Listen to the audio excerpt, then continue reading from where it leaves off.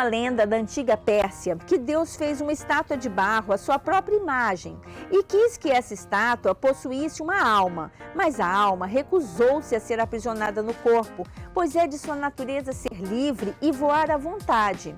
Então, Deus pediu aos anjos que tocassem sua música, e à medida que os anjos tocavam, a alma ficou extasiada.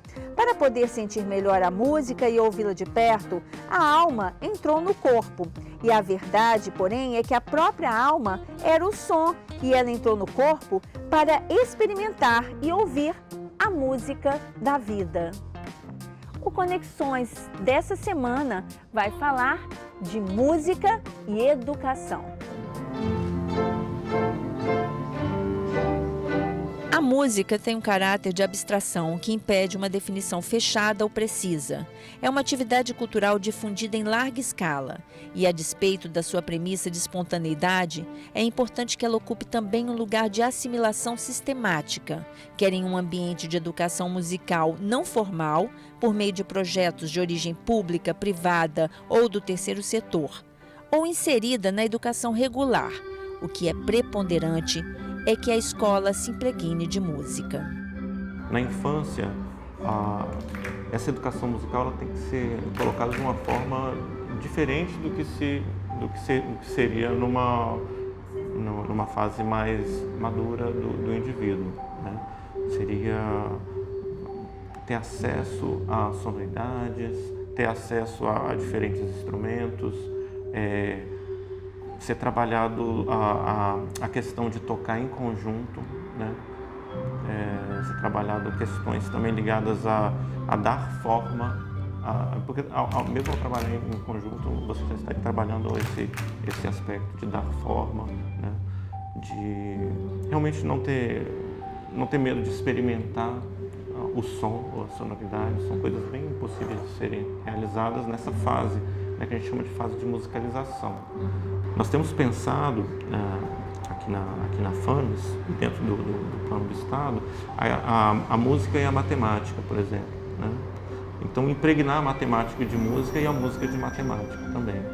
O problema, no âmbito da escola, está normalmente na transmissão do conhecimento. Então, a matemática, por muito tempo, ela é uma disciplina da criação, não necessariamente uma disciplina pragmática, né? Existe muita criação na matemática.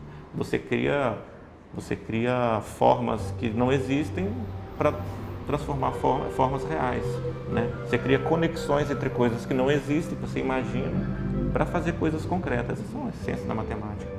Se isso for possível de ser transmitido para as nossas crianças, esse espírito criativo da matemática, né, acreditamos que vai ser uma maneira de impregnar a matemática de música, porque nesse momento de aquisição, né, de conhecimento, de formação bem elementar, nós estamos falando do ensino fundamental e básico, né, e me parece bem importante trazer para o espírito mesmo, esse espírito criador dentro da lógica matemática e vice-versa. Sem dúvida, as transformações tecnológicas aproximaram o jovem da música e propiciaram uma diversidade de práticas também distintas. E a tecnologia, ela ajuda ou atrapalha a educação musical do adolescente? Ora, eu cheguei à música num determinado momento com um piano, né, outro com violão, etc. Hoje o instrumento que é colocado nas mãos dos nossos jovens são os smartphones, né, extremamente versáteis e etc. Bom, normalmente quem te diz o que você deve fazer musicalmente é o próprio médium. Então, o que tem acontecido é que esse próprio dispositivo está dizendo para a nossa mente como que nós devemos produzir música. Ele fica pedindo para a gente, né? E essa interação dos nossos jovens com essa máquina é inevitável. Então, essa música, essa maneira de fazer música da nossa juventude está dentro desse quadro. E os educadores não podem negar isso, né? Uma coisa é você tentar entender se atrapalha ou não. Atrapalha o quê? Atrapalha todo um modelo de se fazer música que era diferente desse. O desafio, me parece, é justamente compreender a relação do humano com os dispositivos. entender que o lápis e caneta do compositor era um dispositivo, assim como o smartphone é um dispositivo. Fabiano aposta no projeto Música na Rede para gerar um engajamento maior do estudante do ensino médio. O Música na Rede é um projeto do governo do estado, junto à Secretaria de Educação e a FAMES, né? Onde as escolas do ensino da rede pública possuem cursos de música desenvolvidos pela FAMES. São bandas de música, de sopros, né? Orquestras, corais e violões. No ensino médio. No ensino médio. Então estão em diferentes escolas. E o projeto agora ele aumentando cada vez mais. Cada vez mais a gente entregar esse produto já pronto para a escola da rede pública. Ok, você já funciona com as próprias pernas e vamos seguindo em frente. A professora do Coralito da FAMES, Ana Cláudia Perim Vidigal, é também coordenadora do projeto de extensão Musicalização Infantil. As crianças ingressam no curso de musicalização por meio de sorteio realizado ao final de cada período letivo. Para participarem, elas devem estar matriculadas no 2º ou 3º anos do ensino fundamental da escola regular para ingressarem no nível 1. E 5 anos completos para a caixinha de música. A professora acredita que a música tem um papel importante no desenvolvimento da criança. A educação musical é um saber que todas as crianças poderiam ter acesso, porém, não são todas as crianças que têm acesso. Algumas escolas particulares de música oferecem esse saber e algumas escolas públicas também. Muitas vezes acontece como projetos que vêm suprir essa necessidade. Como é esse projeto de musicalização infantil da FAMES? O curso de musicalização infantil já tem mais de 30 anos. É um curso de extensão da Faculdade de Música e as crianças participam de várias aulas durante a semana. Aulas envolvendo o canto, o desenvolvimento do canto, o desenvolvimento da percepção musical e a aprendizagem dos instrumentos musicais. Esse curso de musicalização aqui na FAMES, ele tem uma característica um pouco diferente do que funciona na escola regular, na escola da educação básica, né?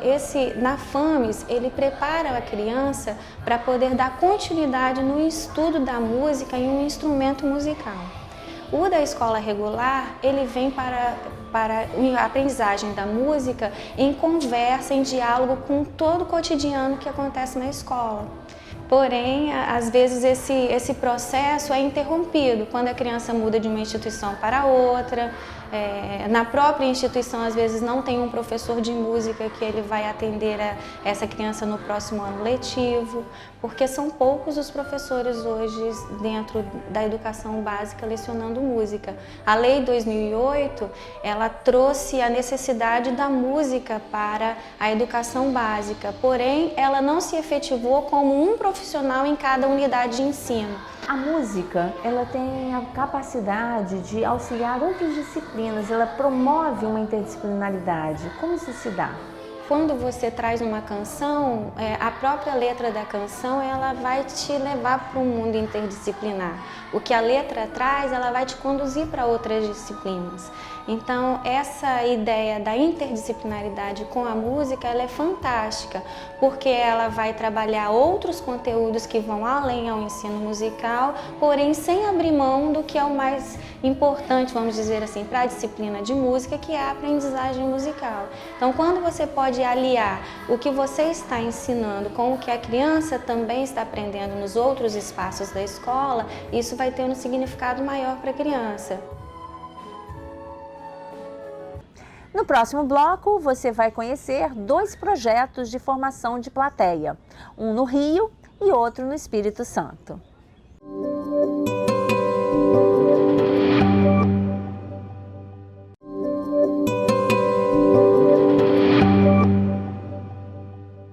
De volta com Conexões Criativas para conversar sobre formação de plateia, com os maestros Cláudio Cruz e Leonardo Davi. Comemorando 10 anos de existência, a Orquestra Camerata SESI Findes, liderada pelo maestro Leonardo Davi, tem buscado se aproximar do público infantil por meio da recém-criada série Concertos Didáticos e do projeto SESI Música Clássica na Escola. Em entrevista para o Conexões Criativas, o maestro falou da importância dos concertos didáticos na educação musical e para a formação de plateia, e ainda sobre a Camerata Jovem e o Festival SESI de Música Clássica, realizado no mês passado. Os concertos didáticos são os momentos mais preciosos da Camerata SESI, os momentos mais preciosos de uma orquestra, porque é o momento que você executa obras que você pode parar e conversar com a plateia e explicar o que está acontecendo. Acho que isso cria uma efervescência, cria uma vontade, um desejo de aprender e saber cada vez mais sobre música. E ela tem essa proposta de fazer produtos diferentes, né? Fazer o seguinte, a nossa proposta é música clássica, ok, mas se eu fizer só música clássica, eu não vou conversar com o público. Por que eu não vou conversar com o público? Porque o grande público está distante dessa realidade. Então eu tenho que conversar com ele, trazer para perto de mim o que eles estão mais acostumados a ouvir, o que seria interessante para eles. O repertório crossover, sabe? Um repertório assim, por exemplo, ligações, Beatles, rock, tango. Então a gente tem esse diálogo por exemplo, eu tenho várias sugestões, né, da plateia para fazer, eu quero um maestro, eu quero um só de Gonzaguinha, maestro, eu quero ouvir aqui um concerto só de temas de filmes italianos, maestro, eu quero ouvir um concerto. Então as pessoas fazem esse diálogo com a gente tem esse diálogo muito próximo com o público, muito próximo com as pessoas. E isso para mim é o essencial, porque a gente trabalha com pessoas. A gente trabalha para as pessoas. E é muito interessante, porque quando a gente faz, por exemplo, a gente fez agora o Michael Jackson, uma produção maravilhosa do nosso gerente de cultura, Marcelo Lages. E as pessoas vêm assistir o Michael Jackson e voltam no próximo concerto de música de câmara, por exemplo, que é só Mozart. Entende? E chega aqui e fala, não sabia que tinha uma orquestra dessa aqui, que coisa. Então, isso é muito bacana. Então, e a orquestra, a gente tem que trabalhar isso na cabeça dos músicos também, né? Que a gente trabalha para o outro, a gente não trabalha para a gente. É óbvio, eu amo música clássica, os músicos da orquestra adoram música clássica, mas assim, a gente tem que amar a música e o nosso trabalho. E a gente trabalha com o divertimento do outro. Um dos músicos renomados que participaram da segunda edição do Festival SESI de Música Clássica de 2019 foi o maestro Cláudio Cruz. Em entrevista, ele expressa o impacto da música como processo educacional de crianças e jovens. Eu trabalho em São Paulo numa orquestra jovem, uma orquestra que tem jovens de 13 a 25 anos. Vários desses jovens vêm de outros projetos. Existe um projeto chamado Projeto Guri, na mesma instituição que eu trabalho, que é uma organização social, Santa Marcelina Cultura, atende 15 mil crianças. São crianças que moram nas comunidades, né? São vários polos. E então eu tenho contato, eu recebo essas crianças na Orquestra Jovem, há muita rotatividade, vários dessas crianças, desses jovens já estão estudando fora do Brasil, nos Estados Unidos, na Europa. Nós temos convênio com a Juilliard School, temos convênio com o Conservatório de Paris, Conservatório de Amsterdã, Royal Academia de Londres, né? Então essas escolas dão bolsas e facilitam para que esses alunos possam fazer cursos de especialização ou até graduação nessas instituições, né? Então, continuamente, a nossa orquestra, que é uma orquestra que tem 90 jovens e jovens brilhantes, continuamente nós fazemos imersões, concertos em escolas. E nós ensaiamos, inclusive, num teatro de uma escola chamada Caetano de Campos, que é uma escola do Estado, né? A Camerata aqui, do SESI, que realiza esse trabalho fantástico, assim como nós lá em São Paulo, cuidando da formação, desde o início do primeiro ensino musical até chegar na performance dentro de uma orquestra, tocando um repertório diversificado e importante, eu acho que são projetos assim, importantíssimos que prevêem não necessariamente propiciar que se formem músicos profissionais, não apenas isso, porque parte dessas crianças serão a nossa plateia. E, sobretudo, lá em São Paulo, nós temos muitos assistentes sociais que trabalham conosco, não só professores de música, assistentes sociais, porque é importante que essas crianças tenham aula de cidadania, porque muitas vêm de uma realidade familiar terrível. Então, há toda uma assistência para que essas crianças, mediante a música, elas possam ser inseridas na sociedade, não só apenas como amantes da música, mas pessoas que pensam, que sentem, que tenham valores humanos. Nós vamos agora para o próximo bloco, mas já voltamos com o Conexões Criativas.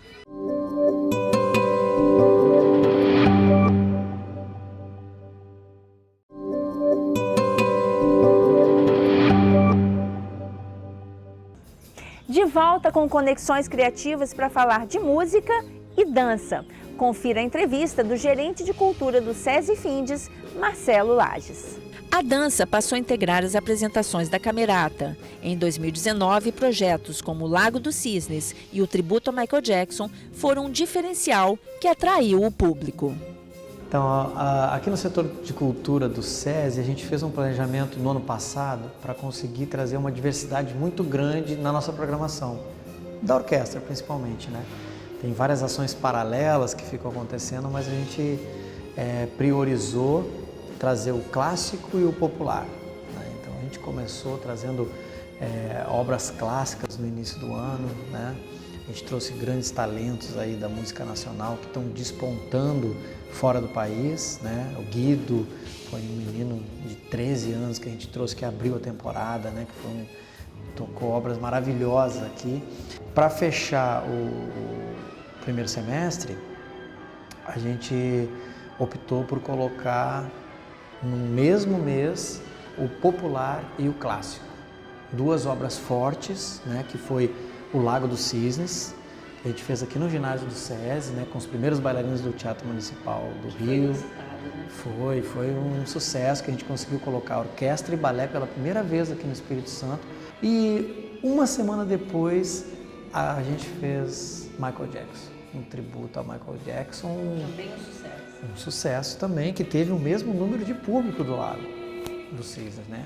A gente fez 5 sessões extras, foi uma coisa que movimentou bastante, né, os 10 anos da morte do Michael Jackson, e que a gente trouxe um concerto em que a gente colocou coisas pop, né, inusitadas, assim, a gente colocou uma estrutura. E a concepção do palco também foi diferenciada. Sim, como tem esse apelo do Michael Jackson, né, então na montagem eu pensei em fazer alguma coisa também mais inusitada, alguma coisa que impactasse mais, que desse essa pegada mais moderna para a orquestra, com um posicionamento mais moderno e jovem. E a gente estava compondo com bailarinos também, nas coreografias originais do Michael Jackson, dos clipes, né? A gente teve um final de semana e aí o público está pedindo que a gente volte, está pedindo. A gente vai ter que voltar com o Michael Jackson no segundo semestre, então já para adiantar que isso vai ter que acontecer. Alguma mudança? Eu acho que não. Eu pretendo não mudar nada no espetáculo, porque funcionou tão bem, né? Então eu quero que as pessoas que forem ver o espetáculo agora no segundo semestre tenham a mesma sensação que o pessoal que assistiu antes, né?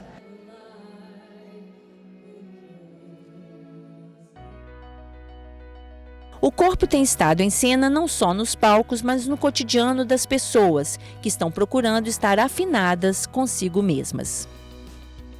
A gente tem mecanismos, né, dentro de nós, como emoção, sensação, expressão ou não, ou retração.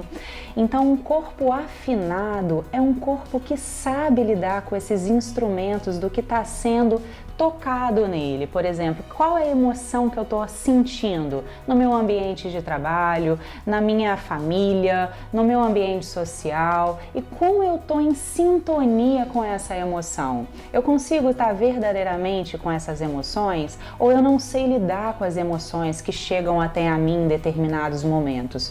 tudo isso a gente fala de uma afinação, de um contato, de uma relação mais íntima com o nosso corpo.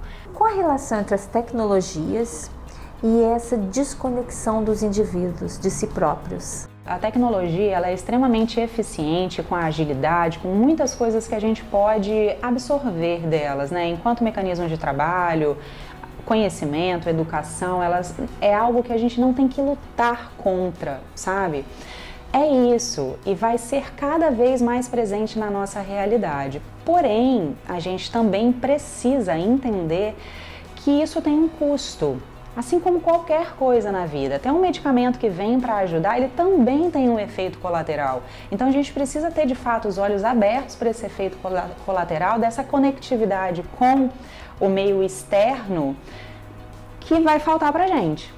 Então a gente precisa voltar para essa conexão, voltar para um trabalho que seja através da yoga, seja através da terapia, seja através do grupo de movimento, a biodança, uma atividade física, mas de atividades que vai voltando você para o seu corpo e para o aqui e agora.